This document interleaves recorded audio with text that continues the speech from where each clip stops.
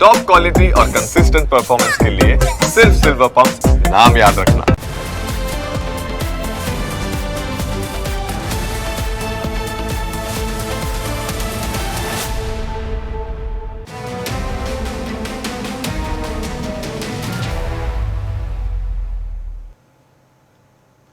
ચાંદીના ભાવ રોકેટ ગતિએ વધ્યા બાદ માર્કેટમાં ચાંદીની ભારે માંગ જોવા મળી રહી છે। 1 કિલો ચાંદીનો ભાવ 3 લાખ રૂપિયા પહોંચી ગયો છે। આવી આગ ઝરતી તેજી વચ્ચે રાજકોટમાં એક પાટીદાર વેપારીને ત્યાંથી 120 કિલો ચાંદીની ચોરી થઈ જતા વેપારીની હાલત કફોડી બની છે। રાજકોટ શહેરના રણછોડ નગરમાં શેરી નંબર 1ના મકાનમાંથી કરોડોની કિંમતના ચાંદીના ઘરેણાંની ચોરી થઈ। આ ચોરી અતુલ પટેલ નામના વેપારીને ત્યાંથી થઈ છે।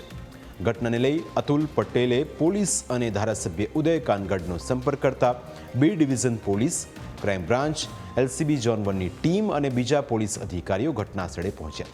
પોલીસે સીસીટીવી ફૂટેજના આધારે તપાસ શરૂ કરતા સામે આવ્યું કે રાત્રે 2 થી 2:30 વાગ્યાની આસપાસ 3 આરોપીઓ કારમાં આવ્યા અને ઘરેણાં લઈને ફરાર થઈ ગયા।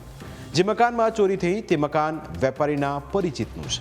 વેપારીએ તેમના ઘરે ચાંદીના ઘરેણાં મૂકેલા હતા।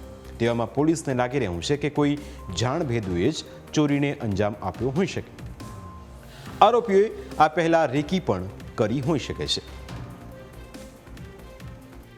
આજરોજ B ડિવિઝન પોલીસ સ્ટેશનના હદ વિસ્તારની અંદર ફરિયાદી અતુલભાઈ લીંબાભાઈ બુશા, જે ઘણા લાંબા સમયથી ચાંદીના વ્યવસાય સાથે સંકળાયેલા છે અને એમના પરિચિત જે છે બિપિનભાઈના મકાનમાં જે ચંપકનગરમાં આવેલું છે, એમણે એમનું ચાંદી જે રાખેલું હતું જે 50 થી 51 ટચનું ચાંદી હતું અને આશરે અત્યારે પ્રાથમિક જે ઇન્ક્વાયરી અથવા એમની જે ફરિયાદ છે એના આધારે કહી શકીએ કે 120 થી 125 કિલો ગ્રામ ચાંદીની ચોરી થયેલી છે। તો બીજી તરફ ધારાસભ્ય ઉદય કાનગડ પણ ઘટના સ્થળે પહોંચ્યા। તેમણે આ કેસમાં પોલીસને ઝડપથી આરોપીને પકડવાની સૂચના આપી હતી। જયેશભાઈ બુસા અહીંયા ચાંદીના વેપારીનો ફોન આવ્યો કે અહીંયા આવી ઘટના બની ગઈ છે। તરત જ મેં સ્થળ ઉપર આવી અને તરત જ ડીસીપી ક્રાઇમ બાંગરવા સાહેબના ધ્યાન ઉપર મૂક્યું। તેઓ પોતાની સમગ્ર ટીમ સાથે ક્રાઇમ બ્રાન્ચ પીઆઈ ગોંડલિયા, અમારા B ડિવિઝનના પીઆઈ રાણે અને એમની ટીમ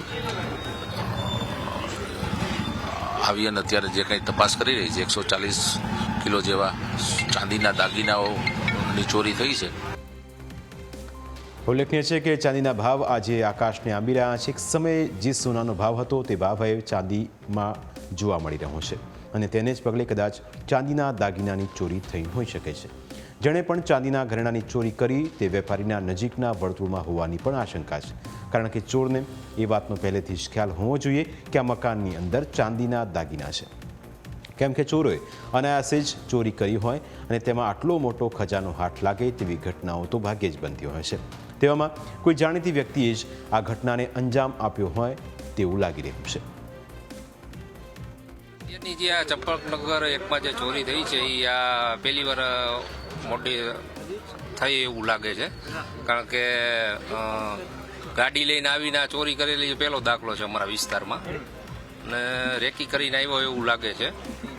અને રાતના લગભગ 2 વાગે 4 વ્હીલ લઈને આવેલા અને પછી ઉપર સીડી રૂમે જઈ અને તાળા તોડી અને જેટલો માલ ભરી શક્યા એટલો લઈને નીકળી ગયા। અતુલભાઈ બેકગ્રાઉન્ડ છે એવું છે કે એ મેન્યુફેક્ચર દાગીના બનાવે છે બધાય અને ઘણા સમયથી બનાવે છે।